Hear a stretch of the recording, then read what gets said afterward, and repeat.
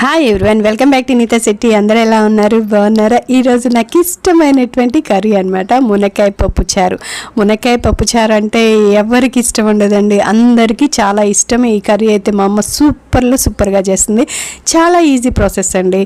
మనం పొద్దున్నే లేచామా, పప్పుని కుక్కర్లో పెట్టేసి అది పక్కన పెట్టేసేయండి. దాని తర్వాత ఈ మునక్కాయలు అంటారా, మనం నైట్ కూడా దాన్ని పీల్ చేసేసి ఫ్రిడ్జ్లో పడేసామనుకోండి, కవర్లో పెడితే అలాగే ఫ్రెష్గా ఉంటాయి అన్నమాట. దాన్ని మనం ఎప్పుడు కావాలనుకుంటే అప్పుడు వాటిని యూజ్ చేసుకోవచ్చు కర్రీస్లోకి. దాని తర్వాత యాజ్ యూజువల్ మనం అందరం తాలింపులు వేస్తాం కదా.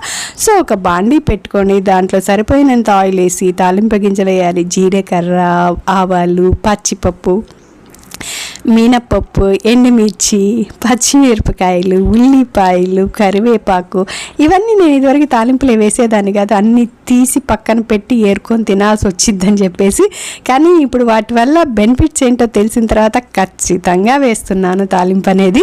ఇవన్నీ కొంచెం మనం ఉల్లిపాయ ఒకటి వేయండి, ఉల్లిపాయ చాలా మంచిది హెల్త్కి. ఇవన్నీ వేసిన తర్వాత మనం కొంచెంగా ఫ్రై చేస్తాం అనమాట. కొంచెంగా ఫ్రై చేసిన తర్వాత మనం కొద్దిగా, అంటే ఎక్కువ కాదు, ఒక 1 minute ఫ్రై చేసిన తర్వాత మళ్ళీ మనం పసుపు వేసుకుంటాం అనమాట. పసుపు ఇది కూడా ఈ మధ్య పసుపు చాలా కల్తీ వస్తుందండి.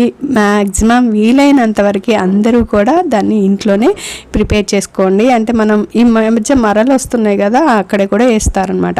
కానీ ఈ కర్రీలోకి మెయిన్ ఇంగ్రీడియంట్ ఏంటంటే వెల్లుల్లి చాలామంది తినరు, బట్ వెల్లుల్లి వేస్తే ఈ పప్పు చారు రుచే వేరే లెవెల్లో ఉంటుంది అనమాట. సూపర్గా ఉంటుంది. ఇవన్నీ కొంచెం వేగడానికి మనం సాల్ట్ వేసామనుకోండి, బాగా ఎగుతాయి అన్నమాట. ఇప్పుడు మనం మెయిన్ మునక్కాయలు చాలా ఫ్రెష్గా ఉన్నాయి. నాకు చాలా ఇష్టం అనమాట మునక్కాయలు. అందరూ కంపల్సరీ తినండి. ఇవి చాలా హెల్త్కి కూడా మంచిది. మునగాకు తింటే ఎంత బెనిఫిట్స్ ఉంటాయో మునక్కాయల్లో కూడా సేమ్ అవే బెనిఫిట్స్ ఉంటాయి.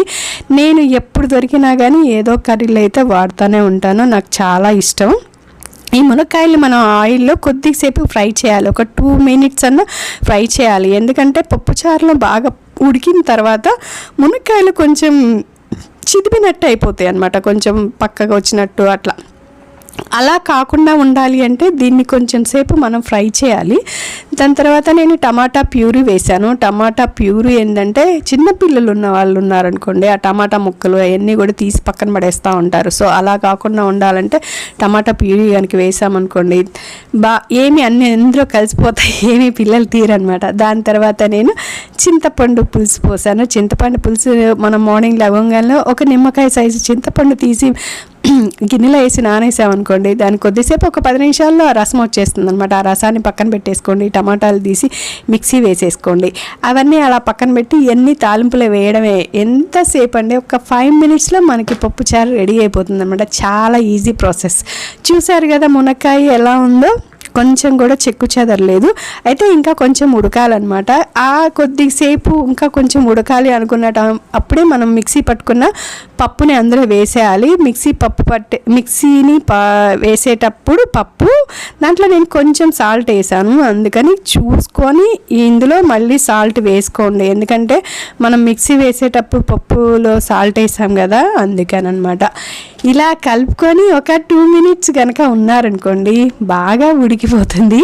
అందులో ఉన్న పులుపు, కారం, పప్పు అంతా కూడా ముక్కలకి బాగా పట్టి చాలా టేస్టీగా ఉంటుంది. ఇంత తిప్పినా కూడా ఒక్క మునక్కాయ కూడా అసలు చిదిమలేదు. చూసారా? అలా ఫ్రై చేసుకుంటే మనకి మునక్కాయలు ఎలా ఉన్నాయో అలాగే ఉంటాయి అన్నమాట. దీంట్లో ఫైనల్గా మనం కొత్తిమీర కనుక అలా చల్లుకొని తిన్నామంటే ఆహాహాహా ఎంత బాగుంటుందో. మనకి కొంచెం వెల్లుల్లి టేస్ట్, కొంచెం కొత్తిమీర టేస్ట్ వచ్చి అది పప్పుచారు అలా కలుపుతున్నప్పటికీ ఆ స్మెల్కి మనకి ఎప్పుడు తిందామా అనిపించేంత టేస్ట్గా ఉంటుంది అనమాట. చాలా బాగుంటుంది. ఈ విధంగా మీకు 5 minutesలోనే మునక్కాయ పప్పుచారు రెడీ అయిపోతుంది. మీరు కనుక ఒక్కసారి ఇలా ట్రై చేయండి, మనకి పప్పుచారు చేసినంత కూడా అనిపించదు, ఈజీగా కర్రీ అయిపోతుంది అనమాట. ఇలా వేడి అన్నంలో కలుపుకొని తింటుంటే ఉంటుంది కదా. మీకు కనుక నా వీడియో నచ్చితే లైక్ చేయండి, షేర్ చేయండి, సబ్స్క్రైబ్ చేయండి.